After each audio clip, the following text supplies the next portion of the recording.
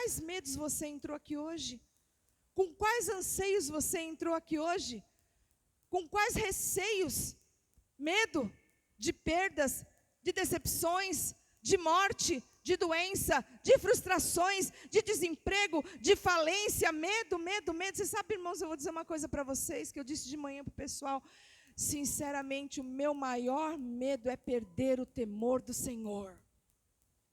E todo aquele que é nascido de novo não deve ter um medo maior do que esse. Nós tememos como carne, amém? Tememos que a doença chegue na nossa casa, tememos que aconteçam coisas com a nossa família que nós não queremos, tememos o desemprego, as perdas, a destruição do casamento, quantas coisas que nós tememos, mas nenhum medo nosso, nós não podemos ficar girando em volta dos nossos medos. O nosso maior medo deve ser perder o temor do Senhor. Perder o temor reverencial de Deus, de saber quem é Ele, Não há luta sem propósito. Você pode incorrer em 3 tipos de lutas. Uma luta que Deus te ordena, vá, faça. Quantos aqui talvez já receberam esse comando do Espírito Santo? Eu quero que você entre aqui, eu quero que você faça isso. Eu, nessa intimidade com Deus, eu recebo muitos comandos de Deus assim. Mas existem outras lutas que talvez você comprou com as suas mãos e que hoje você está vivendo elas, que foram decorrentes das suas más escolhas, dos seus maus caminhos, das brechas que você abriu, das coisas que você deixou de crescer e de fazer. Lutas, escolhas. E existe aquela luta que muitas vezes ela é imposta por Satanás. O inimigo, muitas vezes, ele tem autorização de Deus para nos tocar. Isso é bíblico ou não? Lógico que é. O que ele fez com Jó? O inimigo não pode nos tocar desde que o Senhor não permita. Mas se o Senhor permitir, ele pode, porque existe um propósito nisso e eu vou te explicar. Você pode ter uma luta que Deus mandou você entrar.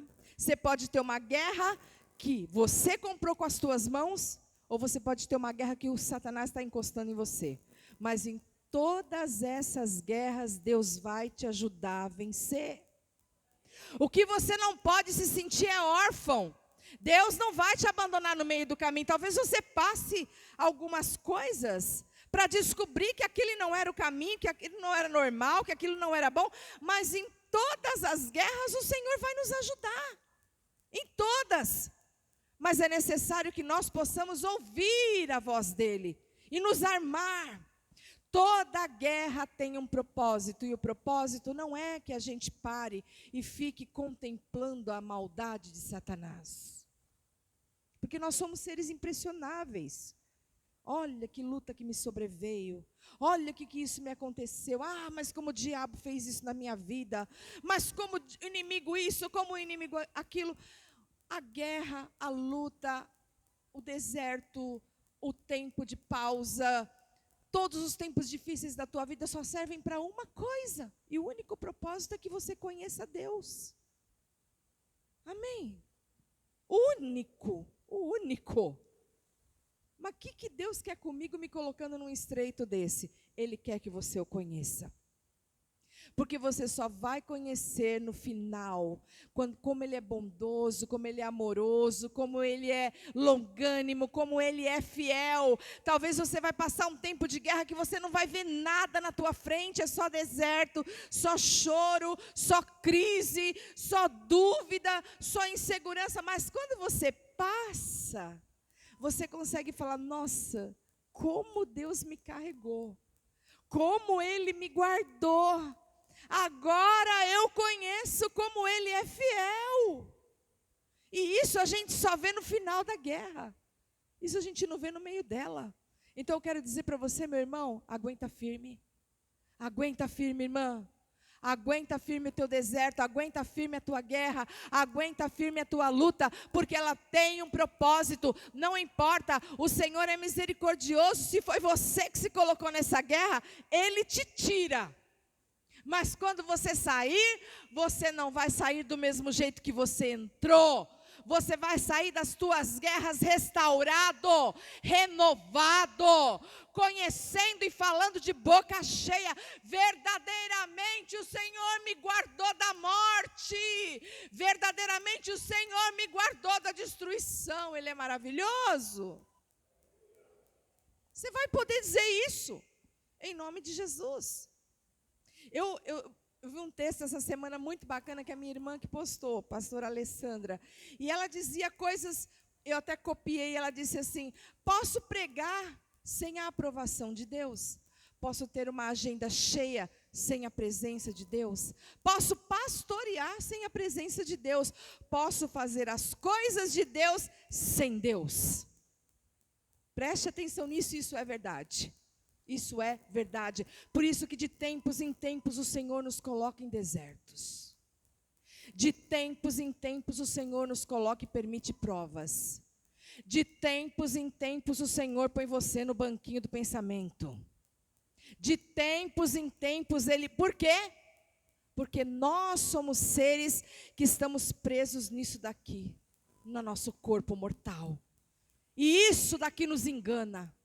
A alma, a carne nos engana, o espírito está pronto, mas a carne é fraca. Então de tempos em tempos Ele permite. Por quê? Porque se nós formos andar o tempo todo, só num caminho, só vitória, só uma reta, só conquista, só isso, só fé, só graça, só glória, é só alegria, com certeza nós vamos habituar tanto a fazer as coisas de Deus, que nós vamos virar robôs. Isso, irmãos, é para todo mundo. É para mim e para você. Você acha que é porque você está captando o que eu estou te dizendo? Amém? De tempos em tempos o Senhor precisa nos reciclar. Porque nós vamos nos enchendo de lixo. Nós vamos sim, sabe? Nós amolecemos quando as coisas não vão tão bem para a gente. E a gente deixa de buscar. Naquele momento brechas são abertas. Naquele momento a gente dá vazão para as coisas do inimigo na nossa casa, no nosso coração, na nossa mente. E então é o momento de Deus dizer: o único jeito que eu tenho de cuidar de você, meu filho e minha filha, é pôr você para sentar um pouquinho.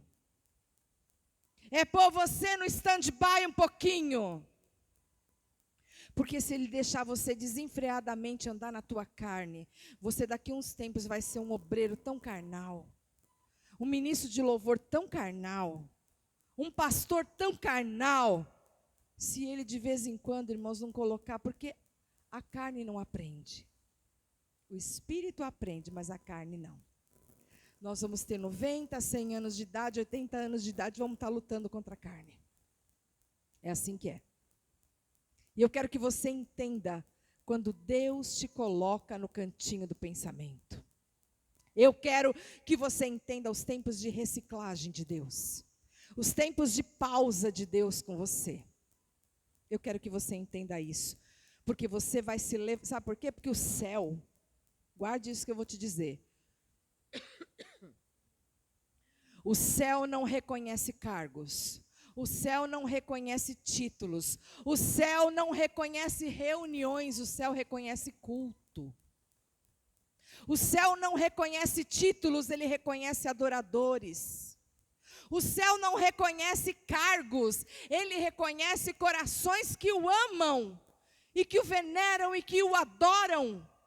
E que entram naquela porta adentro, simplesmente vindo aqui uma vez por semana, para se fortalecer nessa comunhão. Mas quando sai daqui, sai sabendo quem é Ele. Sai sabendo o que pode esperar dEle. Sai sabendo as tuas heranças nele. Em nome de Jesus.